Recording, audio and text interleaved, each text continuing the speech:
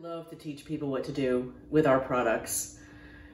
Nothing makes me happier actually than teaching people how to use our products, and sharing that information with you is super special today. You're in for a treat here. We've got a lot of instructional stuff, some great tips, and most importantly, we're talking about an entirely gluten-free barbecue or picnic that you can have.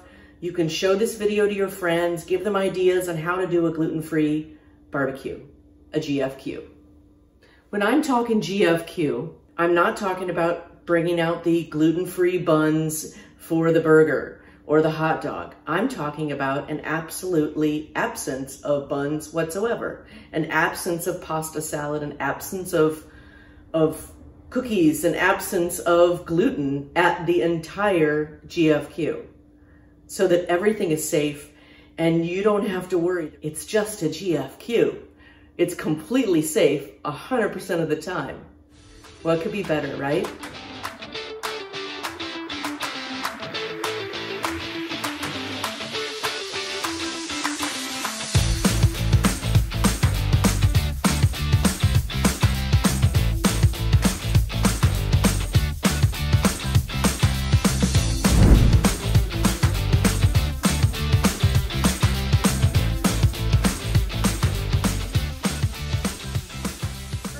I'll be talking about what I call WOW, the wide operating window of meat. And while we're on the subject of meat, I've got 3 recipes to follow: pork skewers, drunken dunk chicken, and the YouTube premiere of our new cooking show that's going to be on our YouTube channel called Obscenely Delicious. You are going to get to see our ribs video. Best ribs ever. Best barbecue ribs ever. Hands down, period, no competition. But seriously, if you want to know how to make the best, most obscenely delicious barbecue ribs you've ever tasted, you do not want to miss this episode.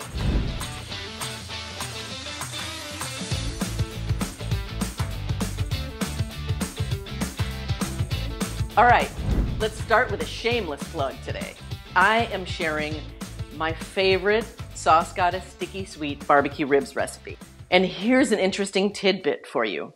This particular recipe is the main inspiration behind the whole brand, Sauce Goddess. The quick backstory is this. My dad used to make the best barbecue ribs ever, but he hated liquid smoke. And so the ribs had 0 liquid smoke flavor, and everybody loved them. I'm also going to take it a step further in the food family tree, if you will, and show you my mom's tried and true method for cooking ribs in the oven. So this takes us way back to the original Sauce Goddess roots. Pretty cool, huh? Okay, so here is a quick tip for you. When you're shopping for ribs, what you want to go for is the heaviest package you can find, because all those packages are going to have the same number of ribs. So a heavier package means more meat per bite. And there's 3 kinds. You got baby backs, you've got spares, you got St. Louis spares. I like St. Louis. That's just personal preference. Now, on to prep. First thing we need to do is unpackage and rinse the ribs. Then we pat them off dry. This allows the rub to stick. Some people like to remove the silver skin here. I happen to like it. I think it keeps the meat more moist than removing it, but the rub doesn't stick as well. If you want to remove the silver skin, here's how. Just take a piece of paper towel, grab one end of the silver skin on the back, and carefully and gently pull across the rib, and the silver skin should peel right off. Now we'll slice them into 3 sections per rack, and they are ready for the rub down.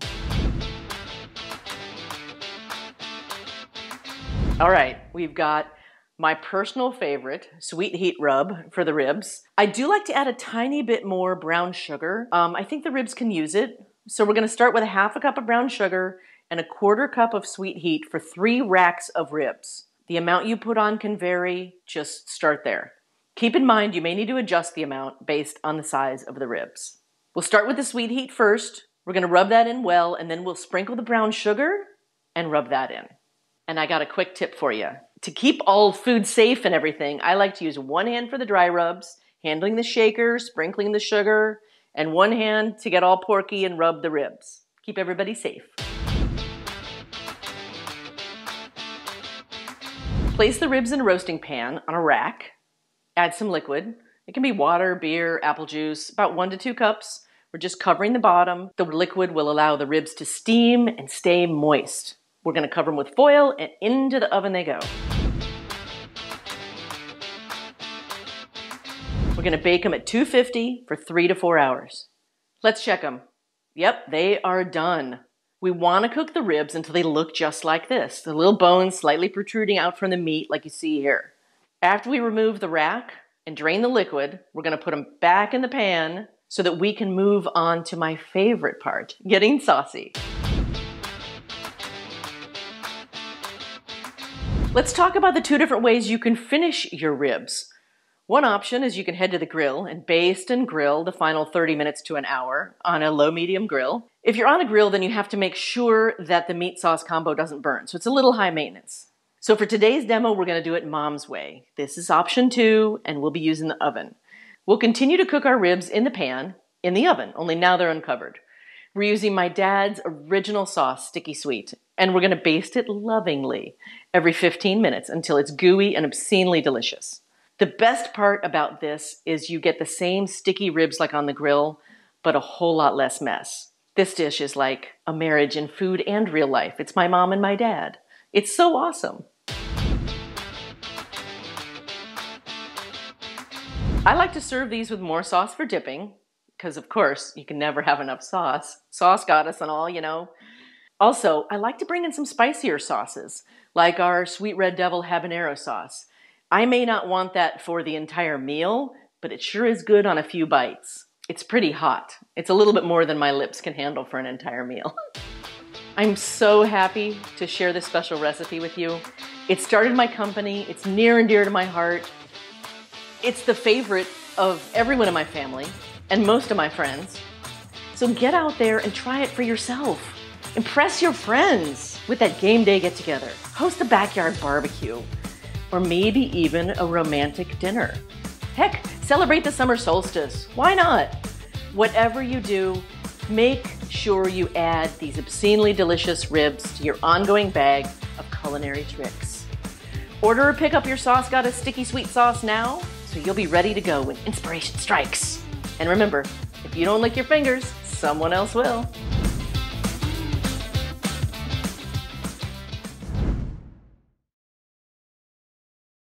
What I mean by wow is the wide operating window you get when you select the right cut of meat and portion the right cut of meat for optimal cooking and delicious, juicy meals. That's wow. The bigger the piece of meat, the harder it is to overcook. The fattier a piece of meat, the harder it is to overcook. Notice I talk about overcooking because overcooking is kind of the danger zone. Once you've overcooked a piece of meat, there is no turning back. There is no, oh, let me cook it less. It's already toast and you're done. So on the flip side, the narrow operating window gives you little chance for success. Like take chicken thighs, for instance. I love them because they have a wide operating window. Chicken breasts, on the other hand, narrow operating window. Super easy to dry them out, and they've got that silly little pointy part at the end that's always gonna overcook by the time the rest of it's done. So today we're going wide operating window, and I'll tell you how. So cuts of meat. We've got the leanest cuts of meat. We've got the tenderloin, pork tenderloin, chicken tenders, and then beef fillet. And the situation with all of those is they're all super, super lean. They're really nice, tender cuts of meat, but they're lean. So real narrow operating window. It's important to portion the meat correctly, and you gotta get that cook right or it's gonna be super dry.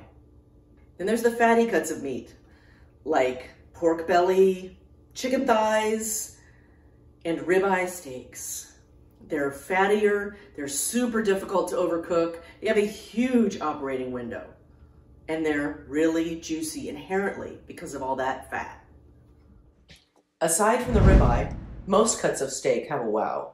You just have to promise one thing. Please don't buy a thin cut steak. Ever. Ever.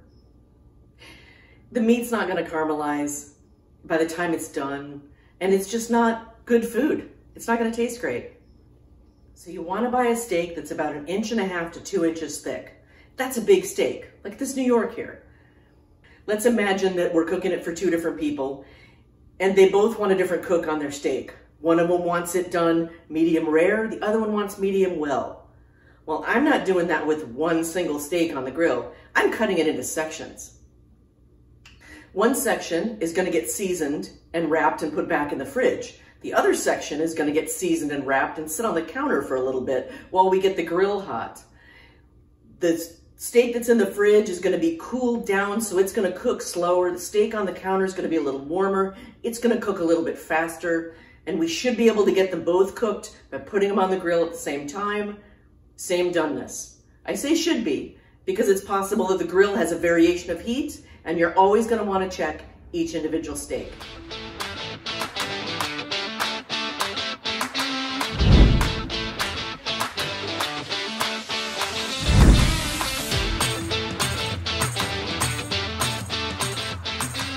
We are making Polynesian pork skewers using sweet and tangy mop sauce, sweet heat seasoning, little sesame oil. This has been marinating in the sweet and tangy. I added some sweet heat. I'm gonna add some sesame oil, and then we will add our diced peppers to this whole mix. They don't really need to marinate. They just need to get some of the flavor on the outside. So we're just gonna kind of spin these around, get everybody kind of in the liquid at least, and then we'll put them on a stick and get them on the grill. Our skewers have been soaked in water. And let's start out with a little piece of pepper. And then we'll go pork. This is pork tenderloin. Little piece of pepper. That's a big piece, actually. And then some more pork. And then we'll do some more pork. Another piece of pepper. I soaked these skewers in water so they wouldn't burn on the grill. But I will tell you, they're still gonna get a little burned, a little charred. So sometimes what I try to do is let the skewer, the end of the skewer that I'm holding with my hand right now, I like to let that hang off the edge of the grill. Seems to work a little bit better that way. Skewers are on. They're looking good. Just about time to turn them. See the tips of the skewers here, how they've gotten kind of burned. And then over here, I actually don't have this half of the grill on at all. It's in the off position because my grill is hot. So I can turn off half of it and lay my skewers over the cold part. Works great. Don't have a cold part of your grill you can work with? Use foil. It'll insulate the handles for you.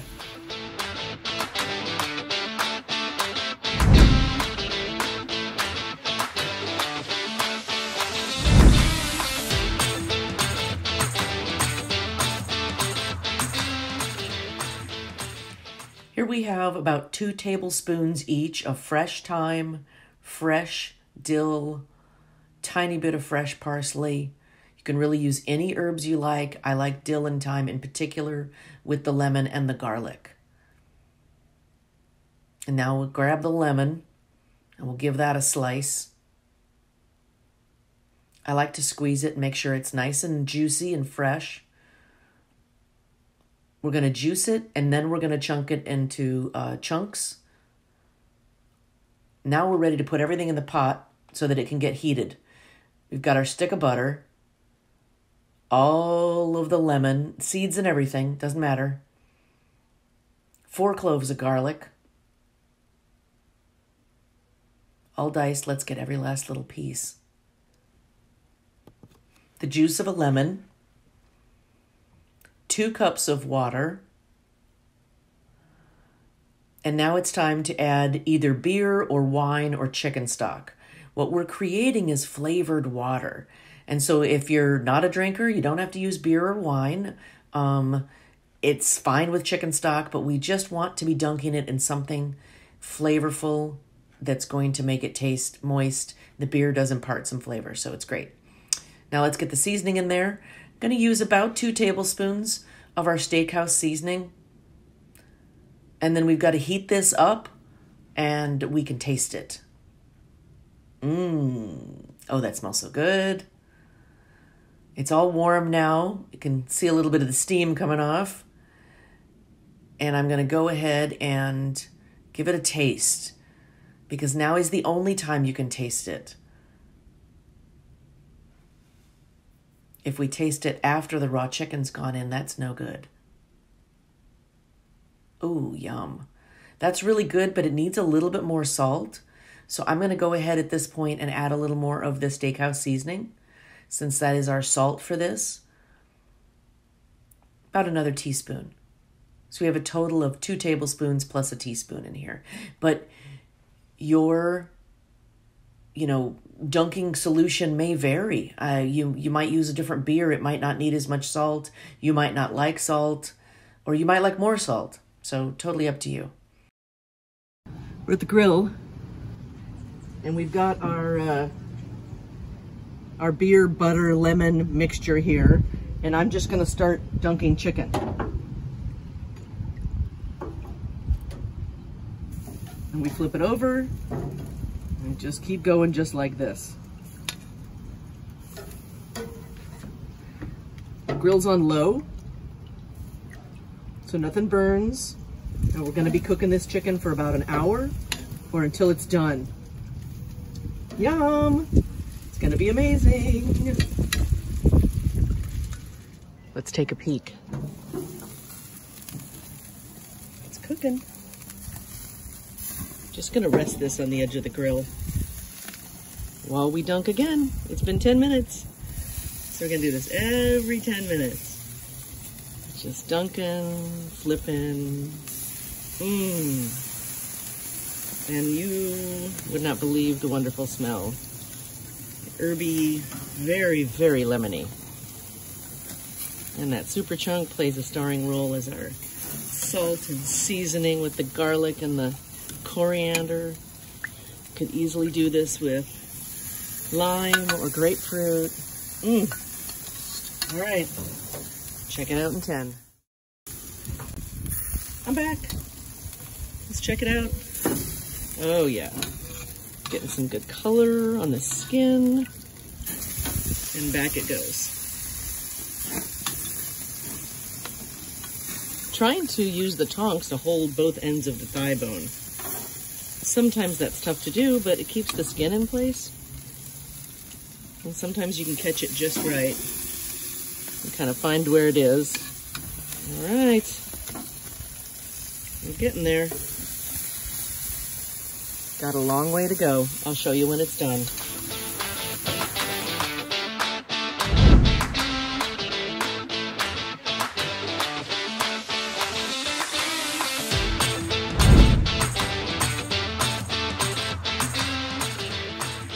Quick tip for you. If it's cut the same size, it's gonna cook in the same amount of time. That's gonna apply to meat, veggies, anything you happen to be cooking. So cut the meat into squares, cut your veggies or fruit into squares that are similar in size. They can caramelize on the outside and cook in the middle and be absolutely fantastic. So the proper cooking temperatures can of course be found online, but here they are for your easy reference. Chicken, 165. Pork, 145. Beef, you can eat raw, so that's up to you, however you want to cook it. Any meat will continue to cook after it's gone off the grill.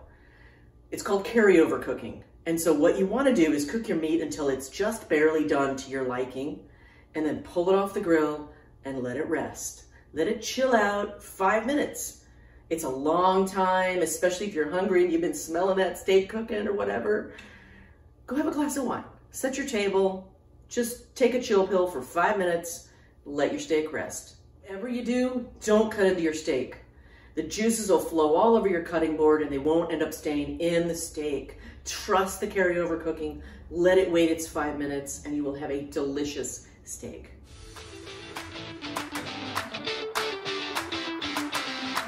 Is your mouth watering? Mine is.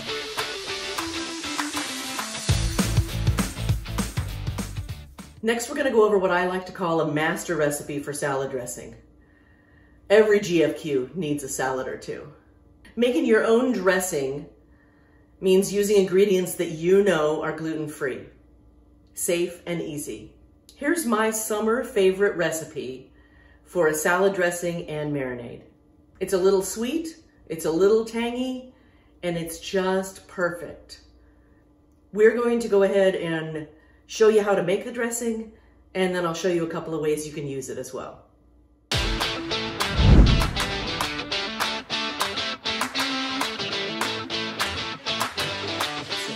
got some canola oil here, and I'm going to start out, this is just me being extra uber detailed. We've got a 12-ounce jar, and I am going to put 4 ounces, 4 ounces, 4 ounces. So I'm going in for 4 ounces with the oil. I'm doing the oil first because I'm going to let the vinegar rinse this out. So the oil goes into the jar. And now we got 4 ounces of this. And we'll just swirl that around a little bit. And yes, of course, oil and water not mixing. And there's our vinegar, or oil and vinegar anyway. This is a 1/4 cup of white sugar. I've got some chopped parsley. You can use dill, basil, whatever you like. We'll throw that in there. And then our steakhouse seasoning. I'm just gonna add a little bit of that. This becomes our salt and pepper. It's a good amount, it's like a teaspoon. Ooh, shoot. All right, and we'll give this a shake. And this is great for bean salad. This is terrific for coleslaw. This is my sweet vinaigrette.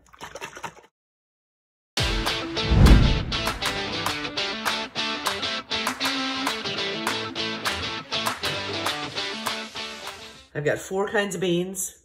You can make this 7-bean salad, 5-bean salad, 3-bean salad. Got green beans, wax beans, cannellini beans, kidney beans, herbs. This is dill and basil and parsley. Our veg, sweet onions, celery, red peppers. Now there's no seasoning in this, so you gotta put some seasoning in there. About a tablespoon of super chunk. The beans have no salt, and the veggies have no salt. So this is our salt and pepper with fennel and thyme and garlic and all that. Then we have my master salad dressing. We're just gonna put a bunch of it on there. I'm gonna stir. Let's see if we need the rest. Just kind of tossing really lightly. Looks terrific. I think that's enough dressing. See, I see liquid in the bottom here. It's enough dressing. And this will be better the second day. But right now, I need to taste it.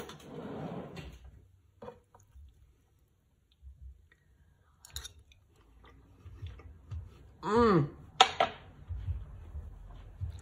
Yay! Awesome.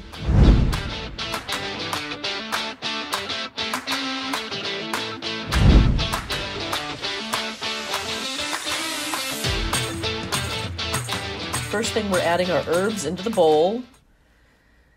And then we're gonna add some homemade hollandaise sauce. You can find the recipe at saucegoddess.com. It's really easy to do with a blender. It's got some lemon juice and butter and egg yolks. It's totally jazzed up mayonnaise. It's amazing. Now we add some mustard to this. You can add whatever mustard you want. That happens to be spicy jalapeno mustard because I like it a little hot. And we mix everything together. And then what we're going to want to do is give it a taste to make sure that it tastes good right now and it doesn't need any more mayonnaise. And I'm combining it really well here. So let's give it a taste and see what we've got going on. Oh, that's super good. It needs a little bit more of the hollandaise sauce, though. Just a couple spoonfuls ought to do it. Make it nice and rich. If you don't want to do hollandaise sauce, obviously you can use regular old mayonnaise. No big deal. Now we'll give it another stir and add our veg. We've got red bell peppers, both parts of the green onion, the white and the green, and then some celery. Wow, veggie's gone wild. Everything's looking good. Got to completely coat all the veggies with the dressing. Now let's give it another taste. Oh, that's great. This is actually last night's roasted potatoes, so this is a great way to use your leftover potatoes. But you can roast them fresh if you want to. It's just cut up tiny potatoes, little olive oil, and I put a little bit of sweet heat on there because I love that. Stir to combine. Totally. Yum. It's absolutely amazing. It's rich, and the roasted potatoes really make the dish.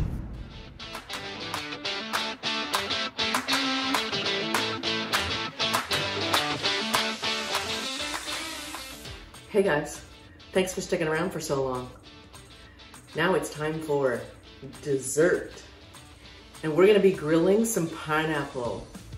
So stay with me and let's get some sweet stuff going.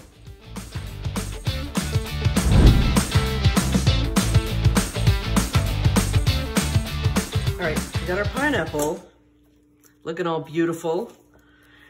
So the pineapple, what you want to do for grilling it is you actually want to pick one that is not ripe because we want that harder pineapple. And how you can tell if a pineapple's ripe is if you can pull that out easily, which I just had to tug like crazy.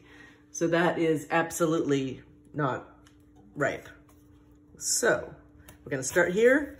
Nice sharp knife, hack off the top. This is super fun to put on the plate where you're serving your grilled pineapple. You just set that right in the middle. Super cute.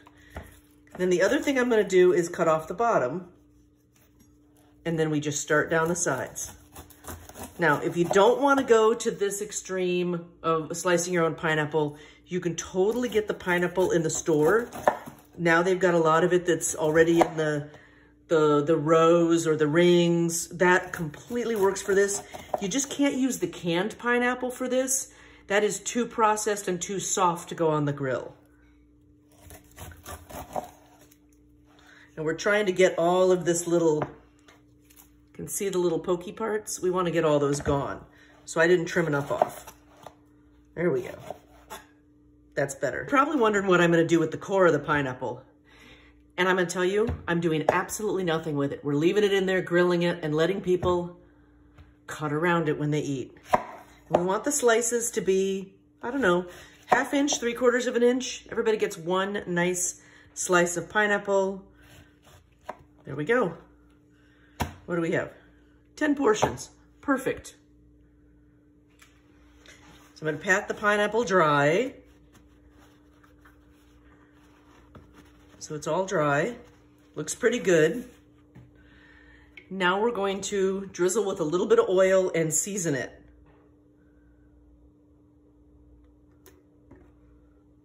And I'm actually gonna do these kind of in groups like this because I wanna get it on both sides. And when I oil one side and flip it over, I'm kind of oiling the other pineapple at the same time. Because it doesn't have to be a lot. You could also use melted butter if you wanted to. All right, now that they are oiled, I'm gonna use Latin heat. You can use any of our seasonings except for Big Tom's and our steakhouse seasoning. Neither one of those would be good on pineapple. But Jamaican jerk is good. Moroccan twist is good. Latin heat is good. So I'm gonna do this side. The other one I'll do on the grill. I'm just putting a little bit on here. Just kind of give them some flavor. This one's got cumin, oregano, New Mexican red chilies, and cayenne. So there's gonna be a little tiny bit of heat, which is kind of fun. If you prefer it more on the sweet side, then you could use our sweet heat seasoning. Sweet Heat has brown sugar, garlic, a little bit of cayenne. But the idea is you want them to be dry of any water, which is why I had them on the paper towel. And then you add a little bit of oil, and that's so they don't stick. So there you go. Now we hit the grill.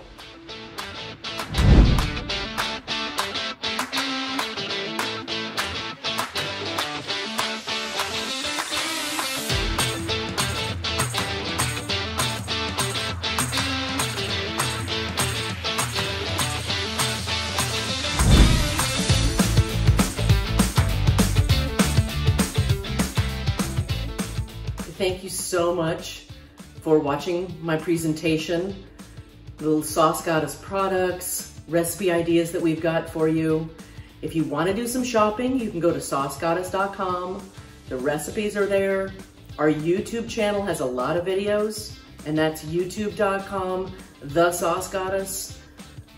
And you can check out our channel. You can watch our new obscenely delicious show every month. Share it with your friends. The way that a small company like ours grows to be a big company that gets to share our story with as many people as we possibly can is because you're sharing it with them. You're telling people you love what we do. We'd love to see pictures on your social media. You can tag us, hashtag The Sauce Goddess. We'd love to see what you're doing with your own GFQs this summer. We really appreciate that. It means a lot. So thanks. And now let's get to some questions.